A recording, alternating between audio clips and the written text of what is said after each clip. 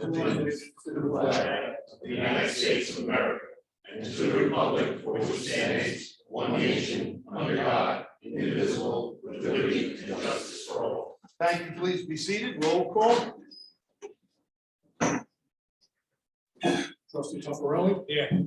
Trustee Grasso. Here. Trustee Thomas. Here. Trustee Wright. Here. Mayor Fair. Here. Anthony, we have anybody on Zoom? Not yet. Go ahead, Mr. Carter. All right, you're up, actually. The mayor and the board of trustees are attending in person and on Zoom to discuss the budget. All right, ladies and gentlemen, Michael Fox, the treasurer, is here. He is going to read some items into the record. Michael? Thank you, Mayor. Good evening, everybody. Now that the budget hearing is open, I'd like to read some minor modifications to the tentative budget that was filed that are due to assessment roll changes. The battery might. Some minor modifications made to the tentative budget originally given to the clerk based on assessment roll changes and final roll and a return. Let's go. Somebody want to give him a regular mic? I think I can just speak loudly. Mike, you could use this. Yeah, is this? Here you go, Mike.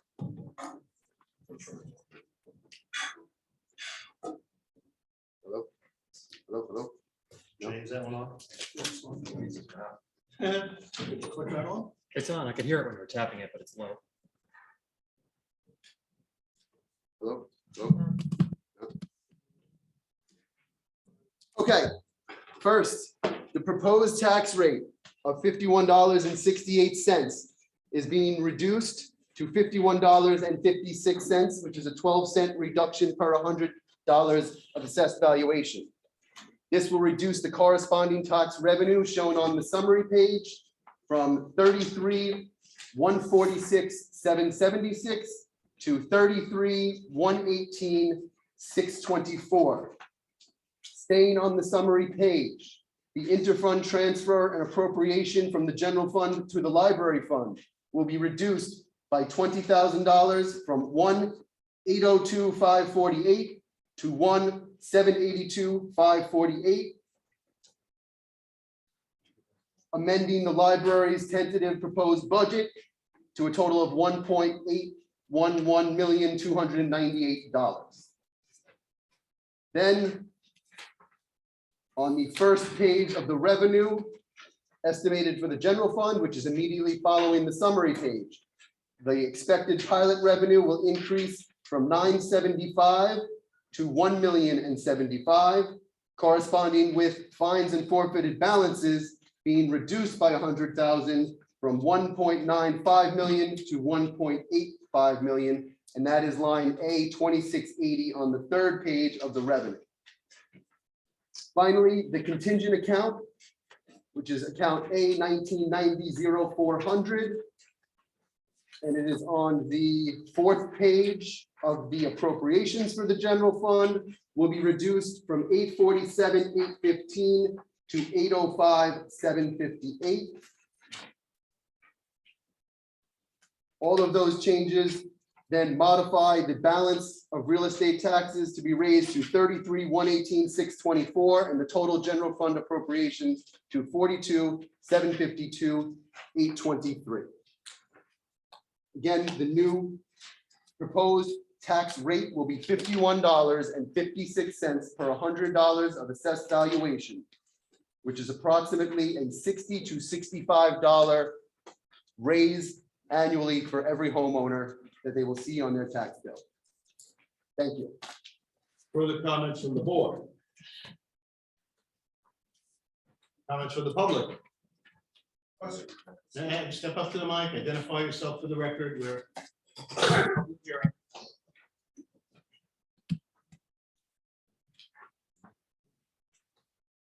So it's, right now it's the public comment portion, then we make the motion.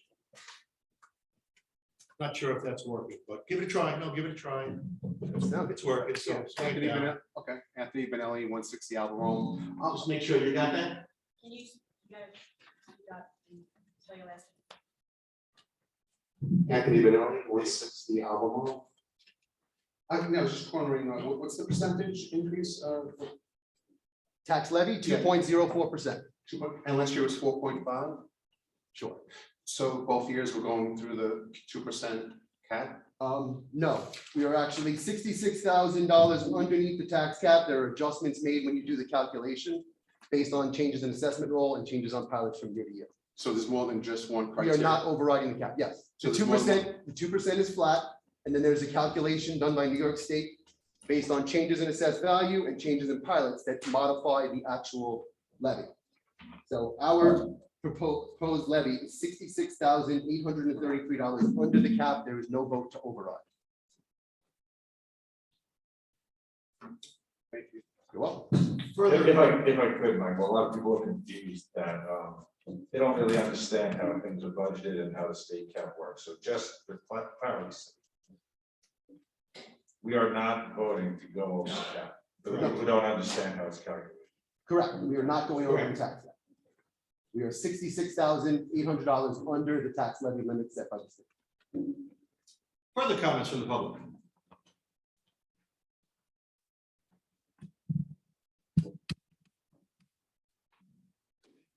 Everybody, my name is Emil Brani. I live name? at Spell your last name? V as in Victor, I-R-A, N as in Nancy, I. I live at 65 Edgeworth Street, Valley Stream, New York. Good evening, members of the board of trustees, Mayor Fair, Treasurer Fox. I just have a lot of questions about the budget. Firstly, on the budget, it seems that there is 1.5 million in federal aid. What was this used for and how much did the village receive from the town of Hempstead? Just, I'm sorry, it's Mr. Viviano. I apologize. We're happy to answer your questions. The board and the treasurer are going to answer all your questions, but I just want to clarify that this is a public hearing on property taxes. So I'm curious as to whether you're a property owner in the village or not. Oh, I told you, I live at 65. I didn't ask that. Do you pay property taxes was my question. Yes. Okay, it's on the record. So go ahead, Michael, answer the question.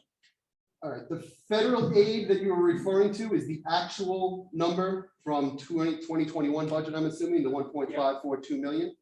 That was ARPA federal funding received, and that was a direct reimbursement for expenses for public health and safety during COVID. Okay. Did we receive money from the town of Hempstead under the CARES Act, which was before the ARPA funding? Yes, we did. We made two separate requests for reimbursement. The first one was approximately 47,000 and the second one was approximately 39,000 after all the T's were crossed and the I's were dotted. Got it. What is the current unassigned fund balance right now? I have a copy of last year's treasurer's report, but what is it as it stands right now? 1.2 million negative Okay. approximately. I don't have it in front of me. And that's I mean, obviously it is an improvement from what it was, but what is the village's long-term plan to fix it? Is it just raising? On May 31st, we will be in, fund balance will be restored. Okay. May 31st of this year. And what is the current total outstanding debt of the village? And does the village anticipate borrowing more? 34 million, and yes, we borrow on an annual basis to repave roads and to do building repairs throughout the village, as well as vehicle purchases. Got it. And are the village's financial statements independently audited? Are there copies of that? Of course, Okay. And I understand utilities, roads, the roads for basically everybody. But what can the village do to make its facilities more efficient? Given we had a very significant hike in natural gas. we were always looking. We did every street light in the village over in the last 5 years to get money on our street lighting. We are currently looking at a new boiler system, for lack of a better term, that's not my expertise, but the heating and cooling system within Village Hall. We're looking to more modernize that to save energy costs. We're always looking at things. We've looked at actually bringing people into the pool to put up solar power things that would power our pool facility and or give us rebates And we've done some grant work on that. Nothing very successful so far, but we've done energy conservation projects in the past, and we continue to look into all of them. Got it. And this new budget predicts twice as much revenue for pool and recreation fees. Is that realistic? And could you just explain why? It absolutely is realistic because the actual numbers you're seeing is from a 2-year COVID period where we did not have memberships at our recreation and pool facility. We had daily passes under extremely limited number of people that we were allowed to enter based on the New York State protocols. This year, we'll be returning to our old system where we sell year-long family memberships. We also have a Barrett Park camp that's been extended from half days to full days, and we are allowed to increase the number of people enrolled in that this summer based on the state protocols as far as the number of people we can have in any location. So that revenue is already up double. Got it.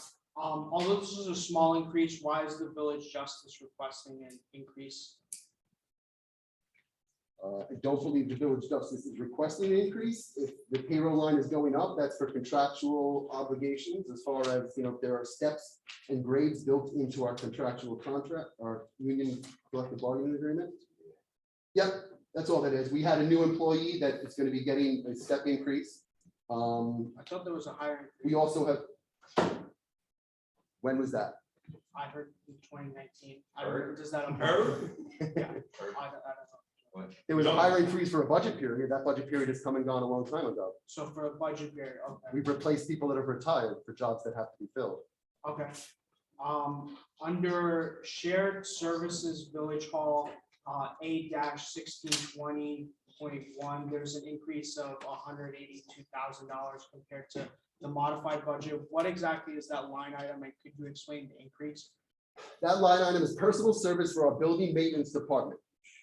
We have reconfigured our building maintenance department, and some people who were classified in other departments in the past have been moved in.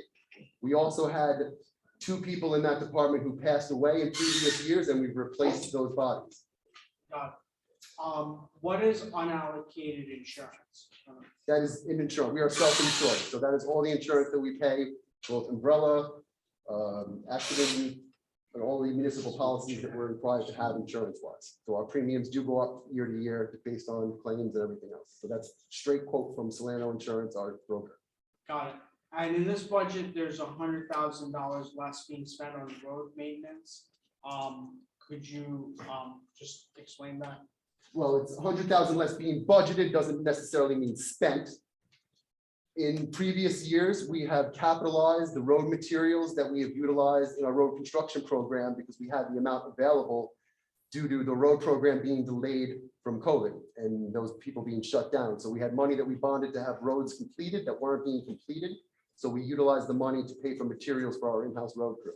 So they were capitalized. Got it. Just going back, you had mentioned on the subject of roads that the village borrows money every year on an annual basis. You know, what interest rate, you know, considering the village's in junk bond status, that the village would be paying? The most recent ban we went out for was 3%, Okay, and that was last year's ban. We expect that number to come down on our next issue. okay, got it. Thank you very much. Further comments from the public?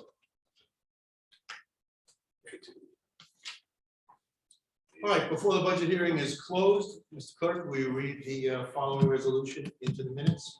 Resolution 066-22, adoption of the budget. Move to resolution. Second. Roll call. Trustee Grasso, Yes. trustee Taffarelli, Yes. trustee Thomas. Yes. Trustee Wright, Yes. Mayor Fair. Yes. Need a motion to close? So moved. Second. Roll call. Trustee Taffarelli, Yes. trustee Thomas, Yes. trustee Grasso, Yes. trustee Wright, Yes. Mayor Fair. Yes. Thank you for coming. Get home safely.